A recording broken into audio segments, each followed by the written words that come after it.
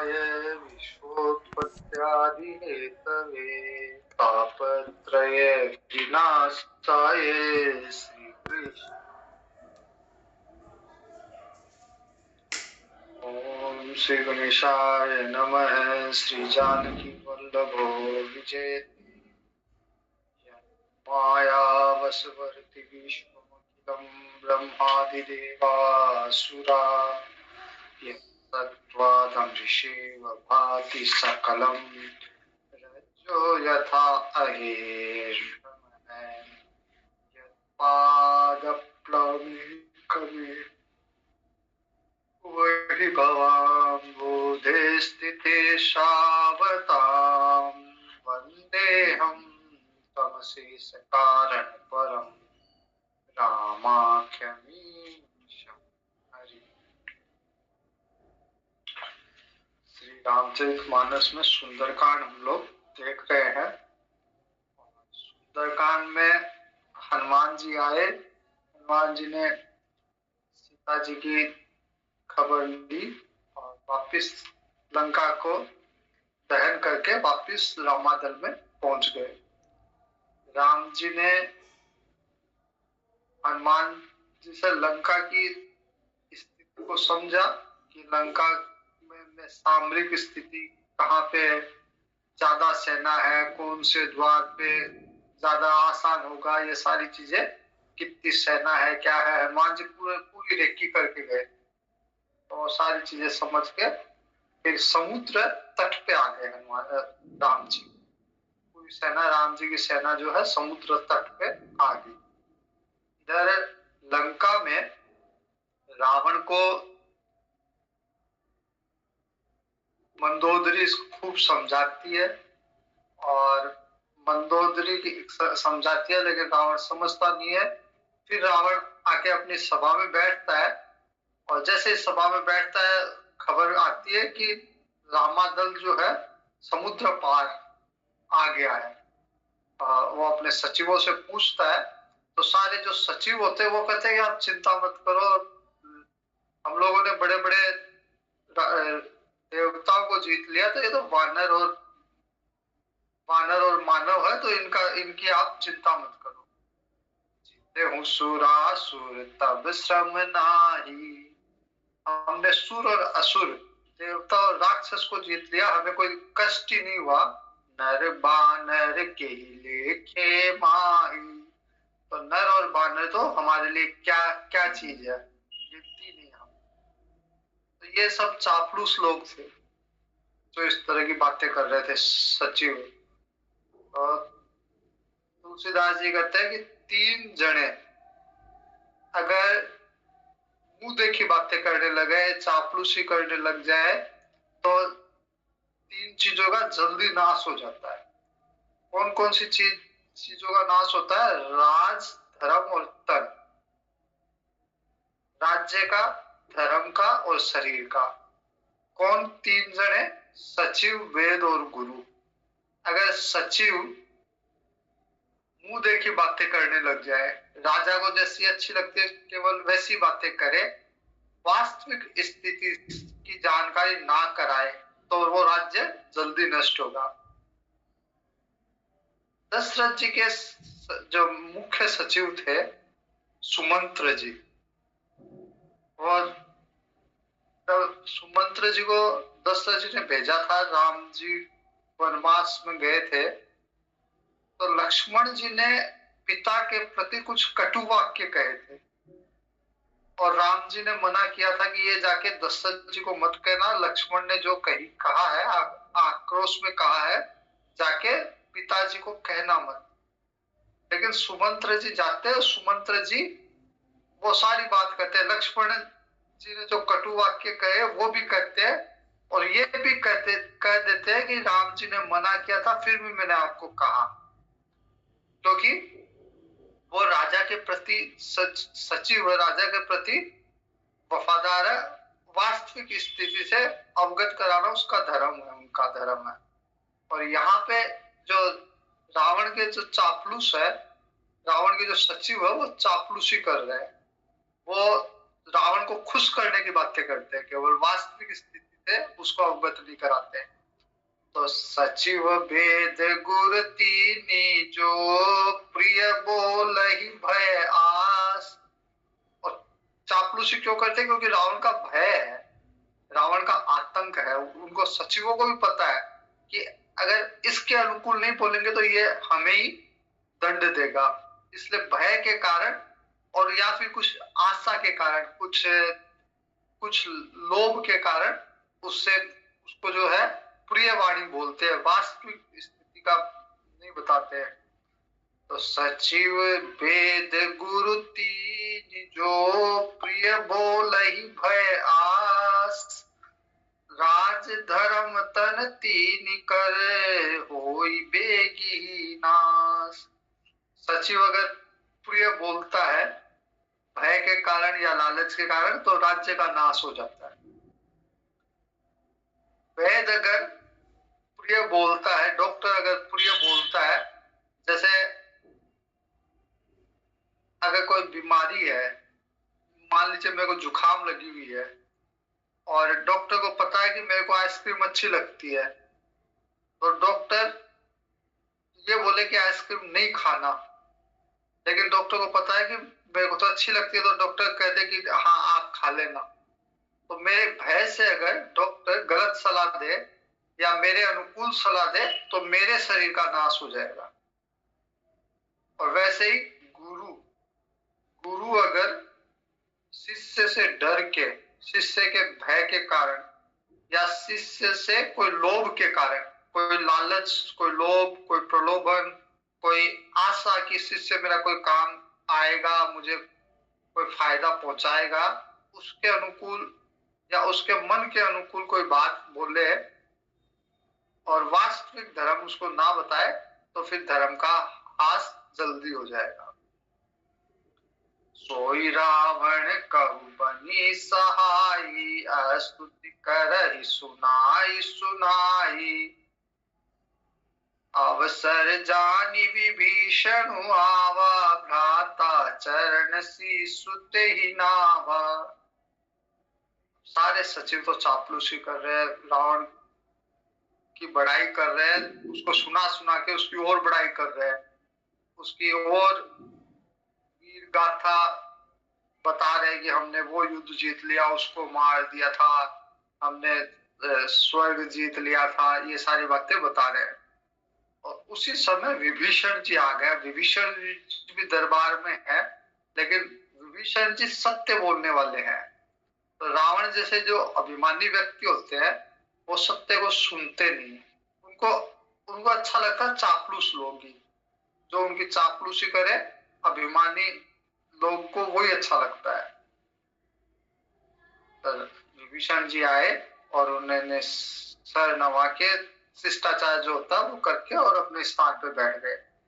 मुनि सिरुनाई बैठे निज आसन बोला बचन पाई अनुशासन। आज्ञा लेके, रावण की आज्ञा लेके अनुशासन में रह के अपनी बात कही विभीषण जी ने। जो कृपाल पूछे मोहि बाता मति अनुरूप कहूं हित ताता। विभीषण कहते कि अगर मेरे से अगर आप पूछते हो तो मैं अपनी भक्ति के अनुसार, लेकिन आपके हित की बात बोलूंगा। आपको जो अच्छी लगती है वो नहीं, स्वार्थ की बात नहीं, आपके हित की बात बोलूंगा। जो आपन चाहे कल्याणा सुजसु सुमति शुभ गति सुख नाना। विभीषण जी कह रहे कि अगर आपको अपना कल्याण चाहिए, आपको यश चाहिए, सुंदर यश चाहिए, अच्छी बुद्धि चाहिए, अच्छी गति चाहिए और नाना तरह के सुख चाहिए, तो फिर आपने जो ये पर नारी, दूसरे की स्त्री जो लेके आए हो, गलती वही कर दी आप। सो पर नारी लीलार गोसाही तजऊ चौथ के चंद की नाई। तो उसे पर नारी को चौथ के चंद्रमा की तरफ त्याग देना चाहिए।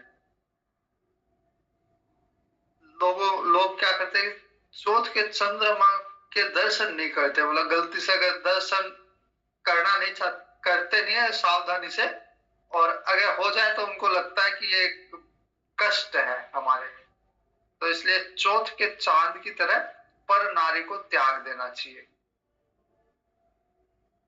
काम क्रोध मद लोभ सब नाथ, इसके पहले एक चौपाई है। 14 भुवन एक पति होई, भूत द्रोह तिष्ठहि नहीं सोई। गुण सागर नागर नर जोहु, अलप लोभ भल कहई न कोहु। 14 भुवनों के एक स्वामी, वो भी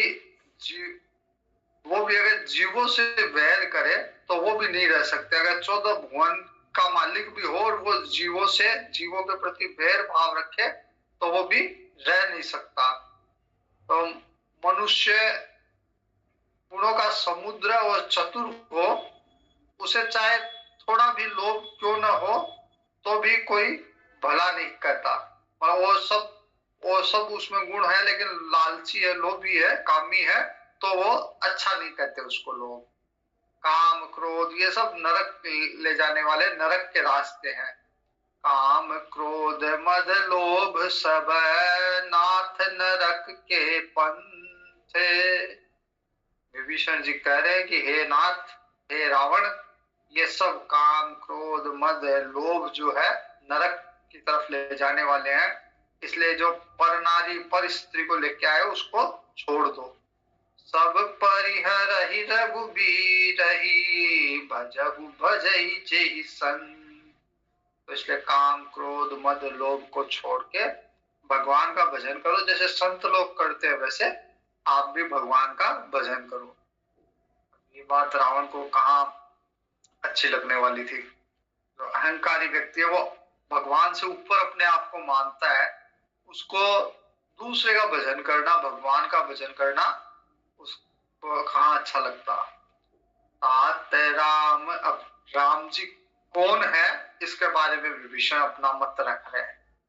तात राम नहीं नर भूपाला, हे नाथ, राम जी जो है वो कोई मनुष्यों के राजा नहीं है, कोई दशरथ अयोध्या के राजा नहीं है, मनुष्यों के राजा नहीं है। तात राम नहीं नर भूपाला, भुवनेश्वर कालहु कर काला।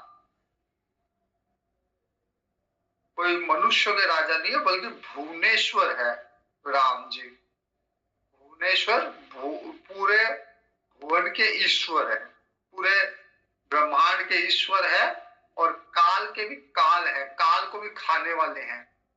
काल सबको खाता है, सबका भक्षण काल करता है, और अंत में राम जी जो है भगवान परब्रह्म है, परमात्मा, वो काल का भी भक्षण कर जाते हैं।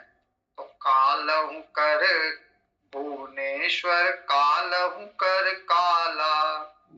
और राम जी कौन है? ब्रह्म है राम, ब्रह्म अनामय अज भगवंता। ब्रह्म है और अनामय है, मतलब निरामय है, विकार रहित। उनमें कोई विकार, उनके कोई फर्क नहीं पड़ेगा।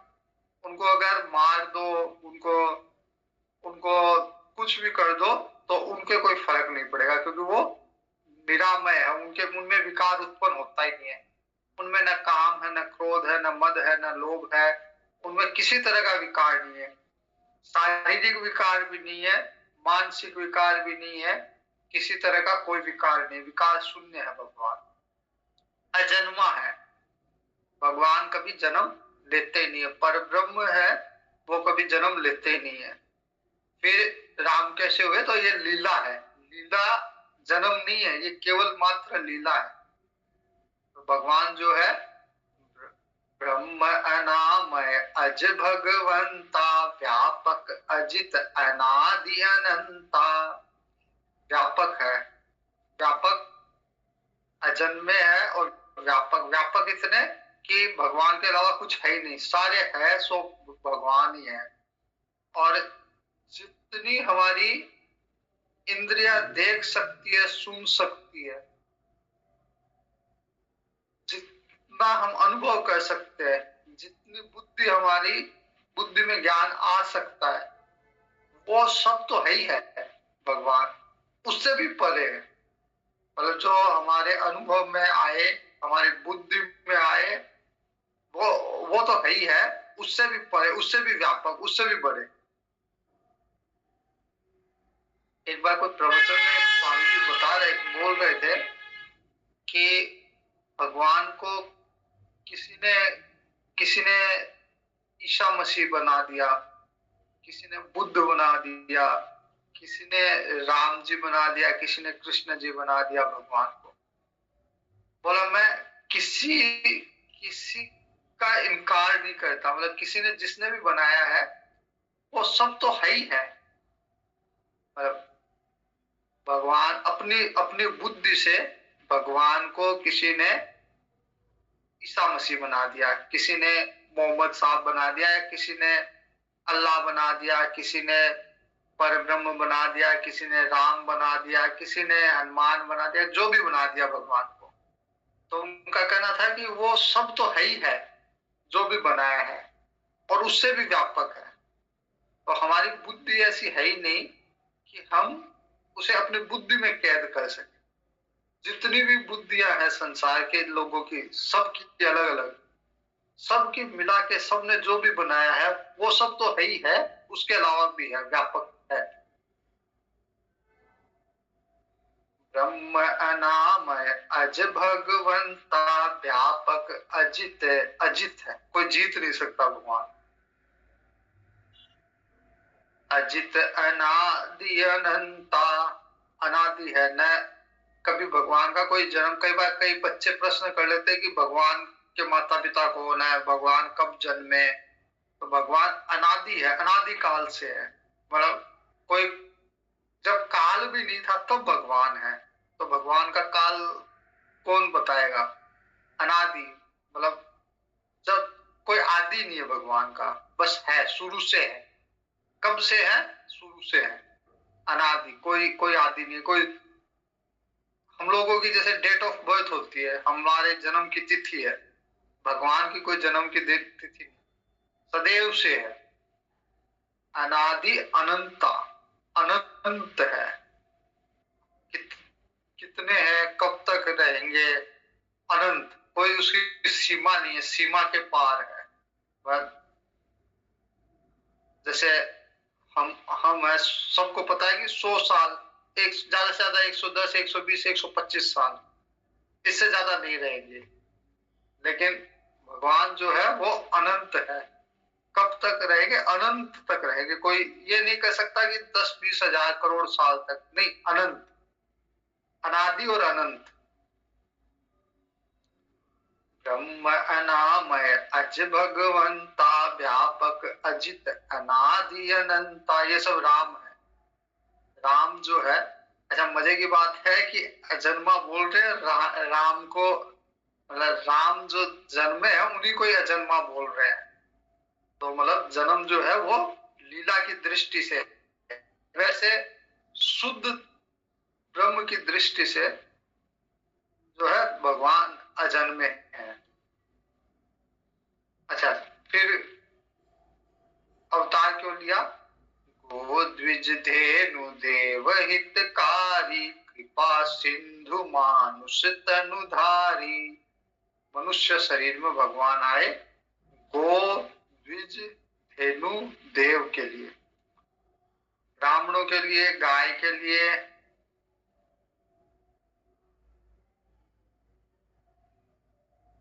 और देवताओं के लिए। यहाँ पे गो और धेनु दो दिया हुआ है, तो गाय और धेनु वैसे तो एक ही होता है, लेकिन गो का मतलब है यहाँ पे पृथ्वी। तो भगवान ने अवतार लिया पृथ्वी के लिए, ब्राह्मण के लिए, गाय के लिए और देवताओं के लिए। अब कई बार कई प्रश्न ये हो सकता है कि ये भाई इनके लिए क्यों? ये जो है चार चीज जो बताई हुई है, ये सात्विक उपाधियां हैं। पृथ्वी सबका पोषण करती है, सब सहन करती है, सबको सहन करती है, सबका पोषण करती है, पालन करती है, सबको आश्रय देती है। सात्विक उपाधि है पृथ्वी। फिर द्विज ब्राह्मण, ब्राह्मण सबको शिक्षा देते हैं, सबको संस्कार देते हैं, इसलिए गो द्विज धेनु गाय, गाय सबको पौष्टिक आहार देती है, तो इसलिए गो द्विज धेनु, और देवता, देवता भी सात्विक उपाधि है, तो इसलिए गो द्विज धेनु देव हितकारी, जितने भी सात्विक वस्तुएं हैं, सात्विक लोग हैं, उनके लिए भगवान जन्म लेते हैं। कृपा सिंधु मानुष तनधारी। जब तमस बढ़ जाता है, रजस बढ़ जाता है, उनको कम करने के लिए, राक्षसी प्रवृत्ति बढ़ जाती है, उनको कम करने के लिए देविक प्रवृत्ति, देविक संपत्ति को उठाने के लिए भगवान आते हैं। तो ये सारी देविक उपाधियां हैं, सात्विक उपाधियां हैं। जन रंजन भंजन खल भ्राता, देवेद धर्म रक्षक सुनु भ्राता। और भगवान जो है वेद धर्म के रक्षक है। वेदों में जो धर्म बताया हुआ है उसकी रक्षा करने के लिए भगवान आते हैं। अगर वेद के धर्म का उल्लंघन हो रहा है, वैदिक धर्म के प्रतिकूल आचरण हो रहा, तो उसको नियंत्रित करने के लिए भगवान अवतार लेंगे। जन रंजन भंजन खल भ्राता, भगवान का जो अवतार है वो जन रंजन है, लोगों को सुख देने वाला है। अब भगवान ने कब अवतार लिया होगा? द्वापर में, त्रेता में, और हम अभी तक उस अवतार की गाथा गा गा के, उस अवतार की लीला गा गा के अभी तक हम प्रसन्न होते हैं। राम की, कृष्ण की लीलाओं का गायन करके, लीलाओं को सुन के, लीलाओं, भगवान के चरित्र के, भगवान के गुणों का वर्णन करके हम अभी तक प्रसन्न होते हैं। तो भगवान की जो लीला है वो जन रंजन है, लोगों को प्रसन्न करने वाली। लेकिन भंजन खल, दुष्टों का नाश करने वाली। लोगों को तो प्रसन्न करती है भगवान की लीलाएं, और दुष्टों को नाश, दुष्टों के समूह का नाश करती है। जन रंजन भंजन खल भ्राता, वेद धर्म रक्षक सुनु भ्राता। अब ऐसे ब्रह्म से, ऐसे राम जी से, जो कि ब्रह्म अनामय अज भगवंता, व्यापक अजित अनादि अनंता, इन्होंने अगर अवतार ले रखा है, उनसे बैर मत करो। ताहि बैर तजिनाई माथा, भीषण कह रहे रावण को कि उनसे बैर छोड़ के उनके आगे जाके अपना सर रख दो उनके चरणों में। पर प्रणतारति भंजन रघुराथा, भगवान जो है शरणागत कोई हो जाए भगवान के, तो उसके तो दुख हरते हैं भगवान। प्रणतारति भंजन रघुनाथा, भगवान रघुनाथ जो है शरणागत के दुख का नाश करने वाले हैं। देहुनाथ प्रभु कहूं वैदेही, तुमने पहले से गलती कर रखी है। जो वैदेही माता सीता है, उनको आपने भगवान की पत्नी को हरण कर रखा है, तो सबसे पहले तो ये करो कि वैदेही को लौटाओ भगवान को। देहुनाथ प्रभु कहूं वैदेही, भजहु राम बिनु हेतु सनेही। और वैदेही माता वैदेही को वापस लौटा के फिर भजन करो भगवान का। इस प्रपंच से बाहर निकलो, इस अभिमान से, मिथ्या अभिमान से, मैं ही संसार का सबसे बड़ा राजा हूँ, सब मेरे ही आके, मैंने सबको जीत लिया, सब मेरे आके नतमस्तक है। इस मिथ्या अहंकार को छोड़ के भगवान के भजन में लग जाओ। देहुनाथ प्रभु कहूं वैदेही, भजहु राम बिनु हेतु सनेही। भगवान जो बिना कारण सबसे स्नेह करते, सबसे प्रेम करते हैं, बिना कोई कारण के अहेतु कृपा करते हैं, बिना कोई हेतु के भगवान कृपा करते हैं, उनका भजन करो। शरण गए प्रभु ताहु न त्यागा, विश्व द्रोह कृत अग जेहि लागा। रावण को ये कहता है विभीषण कि कहीं तेरे मन में ये शंका हो कि भाई मैंने तो अपराध कर दिया, भगवान की पत्नी को हर लाया, सीता जी को हर लाया, तो अब क्या भगवान मुझे माफ करेंगे? तो विभीषण कहता है कि अगर कोई विश्वद्रोह भी कर ले और शरणागत चल जाए तो भगवान शरणागत की रक्षा करते हैं। विश्वद्रोह कृत अगजेहि लागा, विश्वद्रोह का पाप भी जिस पे लगा हुआ है लेकिन भगवान उसको भी नहीं त्यागते। कितना एक बड़ा पाप करके आओ और भगवान के शरण में आओ, भगवान स्वीकार कर लेते हैं। पाप को ध्यान ही नहीं देते भगवान कि इसने क्या पाप कर रखा है, बस शरणागति हो गया तो उसके पाप भी भगवान के, पुण्य भी भगवान के। जैसे जैसे अगर कोई बच्चा है और वो कीचड़ में खेल के आता है और माँ देख लेती है कि ये कीचड़ में खेल के आया हुआ है, उसके कीचड़ लगा हुआ है, सारे छोटा बच्चा है, तो माँ उसको छोड़ थोड़ ना देती है। माँ उसको भी स्वीकार करती है, उसको भी ले लेती है, उसको नहलाती है, धुलाती है, कीचड़ साफ करती है।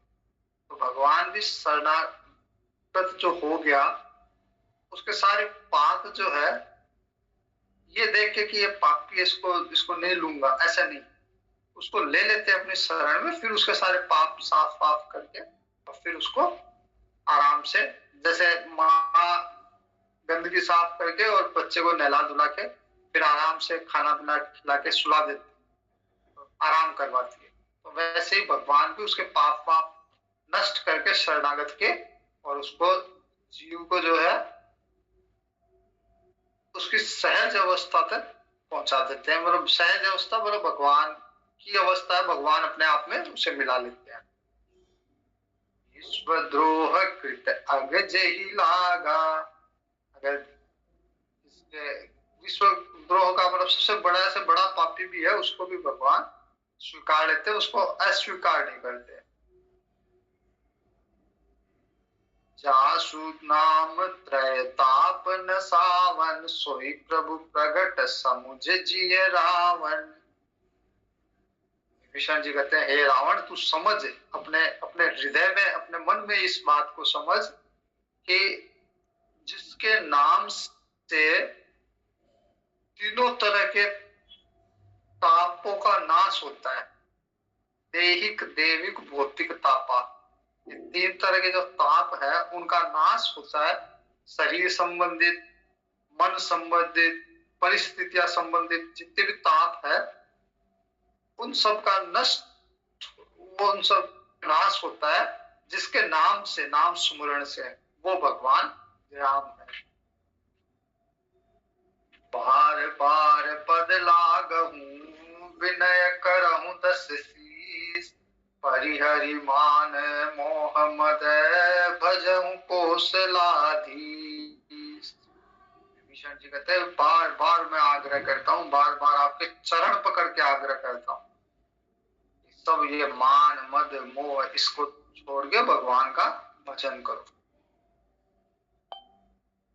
और ये सारी बात विभीषण कहते हैं कि मैं मेरे मन से नहीं, ये सारी की सारी बातें मेरे मन से नहीं बोल रहा, पुलस्त ऋषि ने, जो रावण के दादाजी है, विभीषण के भी दादाजी हुए, तो बोला पुलस्त ऋषि ने अपने शिष्यों के साथ ये सारी बातें कहलवाई थी।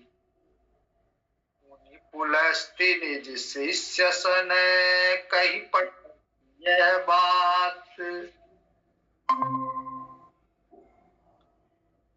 तुरत सो मैं प्रभु सन कही पाई सुअवसर उतार। जो बातें पुलस्त ऋषि ने, मतलब रावण के दादाजी ने, मुनि पुलस्त ने जो बात अपने शिष्यों के साथ कहलवाई थी मुझे, आज मैंने अवसर देखा, आज मैंने समझा कि आज अच्छा अवसर है, इसलिए मैंने सारी बातें कह दी। पुलस्त ऋषि ने ये कहा कि रावण को कहना कि अपना अहंकार छोड़ दे, मद मोह छोड़ के और भगवान का भजन करे। ये बात पुलस्त ऋषि की कही हुई है। विभीषण कह रहे मैं मेरे मन से नहीं करा, पुलस्त ऋषि ने ये बात अपने शिष्यों के साथ कहलवाई थी। वहां पे ही एक माल्यवंत सचिव और बैठे हैं, जो रावण के नाना जी है माल्यवंत। माल्यवंत ना अति सचिव सयाना, तासु वचन सुनि अति सुख माना। माल्यवंत को भी बहुत अच्छा लगा कि विभीषण ने जो शिक्षा दी है वो बहुत अच्छी है। माल्यवंत भी समर्थन करते हैं विभीषण जी का। तात अनुज तव कीर्ति विभूषण, सो सो उर धरऊ सो कहत विभीषण। विभीषण जी का समर्थन करते हैं और कि हे तात, हे रावण, वो ही करो जो विभीषण कह रहे हैं। बाकी के ये चमचागिरी कर रहे हैं, बाकी ये सारे सचिव, इनकी बातों पे ध्यान मत दो। जो विभीषण जो शिक्षा दे रहे हैं उसी का अनुसरण करो। उत्कर्ष कहत सठ दो। अब रावण जो महाअभिमानी है, उसको कहाँ ये बात अच्छी लगती, तो वो कहता है कि दोनों के दोनों, तुम दोनों माल्यवंत और विभीषण दोनों जो है शत्रु की बात कर रहे हो। उत्कर्ष कहत सठ दो, तो दोनों मूर्ख शत्रुओं की महिमा गा रहे हो मेरे आगे, मेरे सामने मेरे ही शत्रुओं की महिमा गा रहे हो तुम दोनों मूर्ख। पूरी न करहु इहाँ यह को। रावण चिल्ला के कहता है कि कोई कोई इन दोनों को यहाँ से दूर करो, यहाँ से हटा दो, मेरे सामने से इन्हें ले जाओ। ये दोनों अपने मेरे शत्रुओं की बड़ाई कर रहे हैं, महिमा मंडित कर रहे हैं मेरे शत्रुओं। माल्यवंत ग्रह गयहु बहोरी, कहि विभीषण पुनि कर जोरी।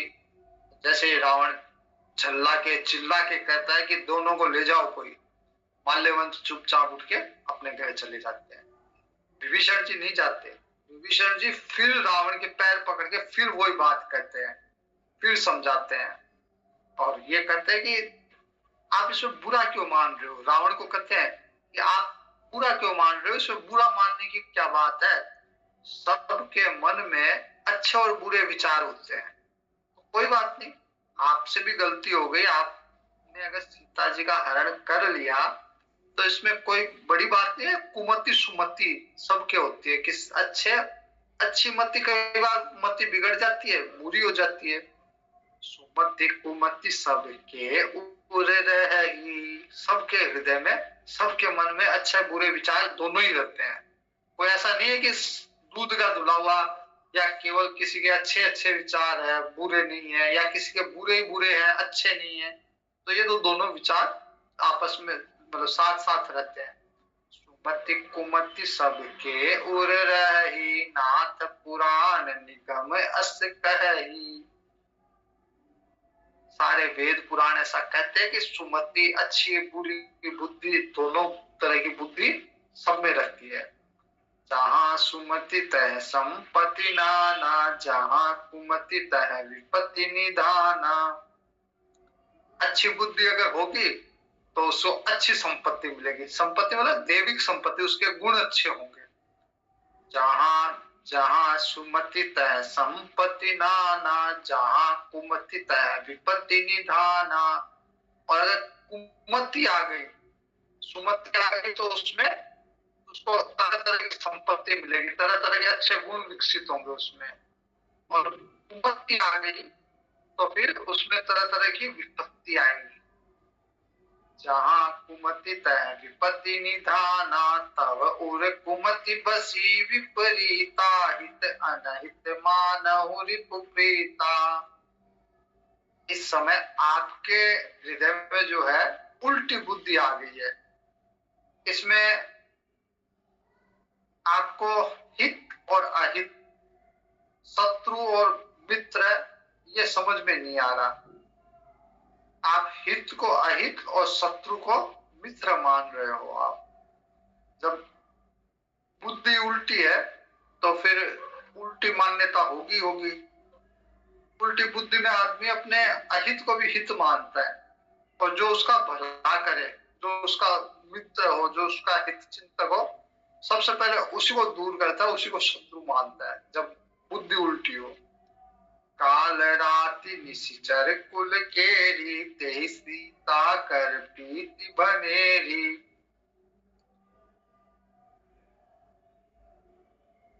तो जो राक्षस कुल के लिए एक तरह से कालरात्रि है सीता जी। मतलब सीता जी अगर यहाँ रहेगी तो राक्षस कुल का नाश हो जाएगा। तो सीता जी को लेने के लिए राम जी आएंगे और राक्षस कुल को नाश कर देंगे। तो उन सीता जी पर आपकी बहुत प्रीति है। मतलब आप, इसका मतलब सीता जी पे प्रीति नहीं है आपकी, राक्षसों के अंत पे, राक्षसों की काल रात्रि पे आपकी प्रीति है। मतलब आपके बहाने से काल रात्रि राक्षसों की आने वाली है। तात चरण गही मांगहूँ राखहु मोर दुलार, सीता देहु राम कहूँ अहित न होई तुम्हार। कहता है कि मैं पैर पढ़ के आपसे ये विनती कर रहा हूँ, आपसे ये मांग रहा हूँ, मेरे इस स्नेह को, मेरे इस दुलार को आप रखिएगा। मेरा मतलब मेरा आग्रह, आप इसको सम्मान दीजिएगा, मेरे आग्रह को, मेरी बात को ठुकराइएगा नहीं। आप राम जी को सीता जी दे दीजिए, इसमें कोई आपकी कहीं कोई अहित नहीं होगा, आपका भला ही होगा, आपका अच्छा ही होगा। बुध पुराण श्रुति सम्मत बानी, कही विभीषण नीति बखानी। अब विभीषण जी ने तो बहुत अच्छी अच्छी बातें कही, जो वेद पुराणों में बात कही हुई है वही कही, जो पंडित लोग बोलते हैं वही बात बताई, जो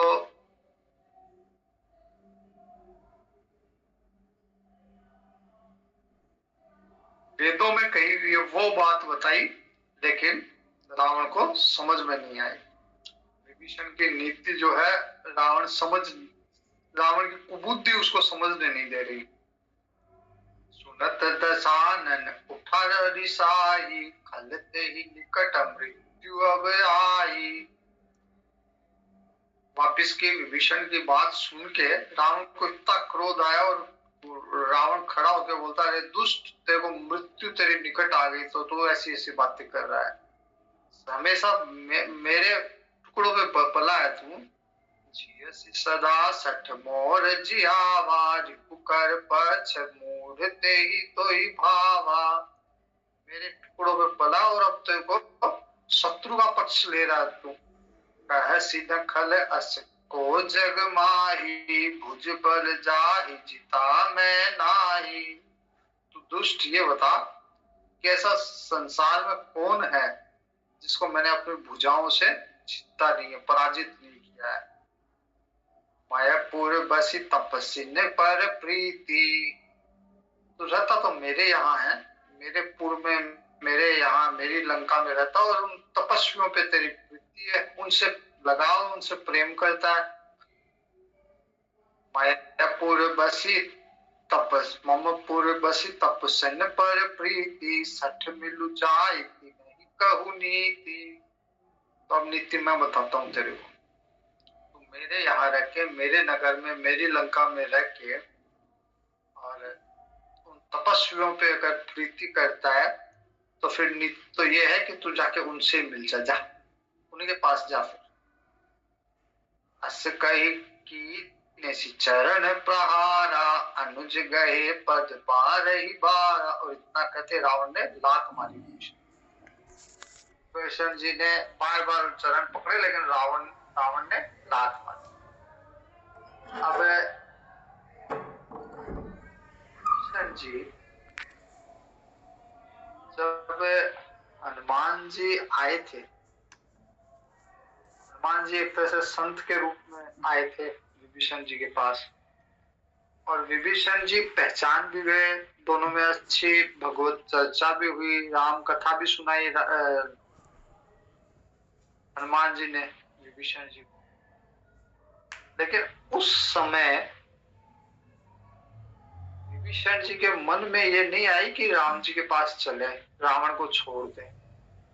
तो जो मोह होता है ना, मोह, संसार के प्रति मोह, वो छूटता नहीं है।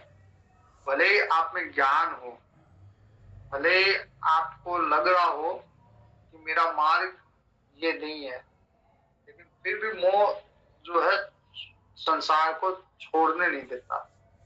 जब तक कि संसार से लात ना पड़ जाए, संसार से किक ना बढ़ जाए, तब तक मौत जो है संसार आपको छोड़ने नहीं देगा। तो जब तक रावण ने लात नहीं मार दी विभीषण को, विभीषण से लंका नहीं छूटी। हालांकि भक्त थे, ज्ञानी थे, हनुमान जी से भेंट भी हो गई, राम जी की राम कथा भी सुन ली, सब कुछ था, लेकिन फिर भी छूटा नहीं संसार, लंका छूटी नहीं। तो अब रावण ने लात मार दी, तब फिर उपाय क्या है? तब तो भगवान की शरण में जाना ही है। फिर भी करें, भगवान शिव जी कह रहे माँ पार्वती को, माँ संत कही कही यही बड़ाई, मंद करत जो करही भलाई। रावण लात मारता गया और विभीषण समझाते गए। तो शिव जी कह रहे हैं कि यही संत का स्वभाव होता है कि कोई बुरा भी करे, वो लात भी मार रहा है तो भी उसको अच्छी बात, उसके हित की बात ही बता रहे हैं। तुम पितु सरिस भले ही मोहि मारा, राम भजे हितनाथ तुम्हारा। जाते जाते भी विभीषण कहते हैं कि आप पिता तुल्य हो, आपने मार लिया कोई बात नहीं, लेकिन आपका हित तो राम जी के भजन से ही है। तो धक्के दे रहे, लात मारा, फिर भी वो कह रहा है कि हित तो भगवान के भजन से ही होगा तुम्हारा। सचिव संग ले नभ पथ गयहु, सब ही सुनाई कहते अस भयहु। अपने विशेष मंत्रियों को साथ लेके और आकाश मार्ग में गया, और अब रावण को कह रहा है, राम सत्य संकल्प प्रभु सभा काल बस तोरी, मैं रघुवीर शरण अब जाऊं देहु जनि खोरी। आकाश मार्ग में जाके फिर रावण को कह रहा है कि राम जी सत्य संकल्प है, सर्व समर्थ प्रभु है राम जी।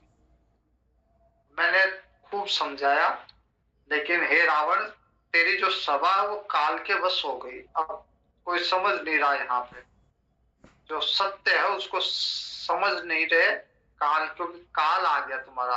अब तुम समझ लोगे तो काल टल जाएगा, लेकिन इसलिए वो काल जो है तुमको समझने नहीं दे रहा सत्य को। तो काल के बस हो गए तुम लोग, तुम्हारी सभा। राम सत्य संकल्प प्रभु, भगवान तो सत्य संकल्प है। भगवान ने संकल्प ले लिया तो भगवान वो कार्य अवश्य पूरा हो, वो तो अवश्य पूरा हुआ हुआ ही है, क्योंकि भगवान सत्य संकल्प है। भगवान ने अगर लंका दहन का संकल्प कर लिया, सारे राक्षसों को मारने का संकल्प कर लिया, निश्चरहीन करो मही, भगवान ने संकल्प कर लिया, तो सत्य संकल्प है, संकल्प अवश्य भगवान का पूरा होगा। राम सत्य संकल्प प्रभु, और तुम्हारी सभा तो काल के बस है। अब मैं भगवान की शरण में जा रहा हूं, तो अब मेरे को कोई दोष मत देना। मैंने अपना कर्तव्य पूरा किया, तुम लोगों को खूब समझाया, सत्य का ज्ञान करवाया, लेकिन तुम लोग जो है काल के बस हो। मैं रघुवीर शरण अब जाऊं देहु जनि खोर। अब मुझे कोई दोष ना दे। ऐसा करके विभीषण जी जो है गए, और जब से विभीषण गए तब से लंका का पूरा दिन शुरू हो गया। अस कही चला विभीषण जब ही, आयुहीन भय सब तब ही। लंका में सब, लंका ही पूरी आयुहीन हो गई, साधु प्रसिद्ध चौपाई गई। शिव जी कह रहे माँ पार्वती से, साधु अवज्ञा तुरत भवानी, कर कल्याण अखिल के हानि। अगर कोई साधु की, कोई सात्विक पुरुष की अवज्ञा करता है, अपमान करता है, तो तुरंत ही संपूर्ण कल्याण की, मतलब अपने पुण्य की हानि कर लेता वो। जो साधुओं का अपमान करता है, अच्छे लोगों का, सात्विक पुरुषों का अपमान करता है, अपने सारे पुण्य नष्ट कर लेता है, संपूर्ण कल्याण की हानि हो जाती है। रावण जब ही विभीषण त्यागा, भयहु विभव बिनु तब ही भागा। जब से विभीषण गया है, उसके रावण के सारे ऐश्वर्य वैभव वो सब जाते रहे विभीषण के साथ ही। मतलब एक तरह से पूरी लंका का ऐश्वर्य विभीषण में था। जहाँ सात्विकता होती है, जहाँ भगवान का भक्त होता है, उसी से ऐश्वर्य होता है। चलेहु हरषि रघुनायक पाहि, करत मनोरथ बहु मन माही। विभीषण जी तरह तरह की मनोरथ करते हुए राम जी के पास चले विभीषण। देखियहु जाई चरण जल जाता, अरुण मृदुल सेवक सुख दाता। कल्पना कर रहे हैं विभीषण जी की, जाके भगवान के चरणों को देखूंगा, जो भक्तों को सुख देने वाले चरण हैं। जे पद पर सितरे ऋषि नारी, जिन चरणों का स्पर्श होते ही गौतम ऋषि की नारी अहिल्या जी तर गई। दंडक कानन पावन कारी, और वो भगवान के चरण दंडक वन में पड़े और दंडक वन को पावन कर दिया भगवान के चरणों। जे पद जनक सुधा उर लाए, कपट कुरंग संग धर धाए। जिन चरणों से भगवान जो है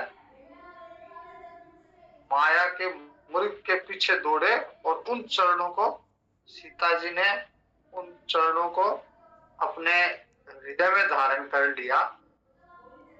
उन चरणों को मैं देखूंगा, भगवान के चरणों को। अरे और सर सरोज पद जेई, आहो भाग्य में देखियूं सोई। शिव जी के हृदय में जो विराजमान है भगवान के चरण, मेरे अहो भाग्य है कि मैं आज उन चरणों को देखूंगा।